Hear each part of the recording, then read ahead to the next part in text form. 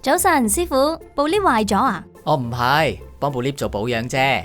之前唔係做咗啦咩？升降設備嘅保養同維護係要定期做噶，而且責任人除咗聘請我哋保養實體跟進日常保養維護之外，仲要另外請檢驗實體每年做一次檢驗，確保設備符合規範，同埋喺安全條件下運行。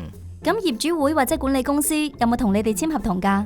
哦，梗係有簽啦，我哋仲已經通知咗公務局噶啦。無論簽訂、延長或者終止保養合同之後，保養實體都要喺30日之內通知公務局噶。咁 lift 入面張檢驗合格聲明書幾時要續期啊？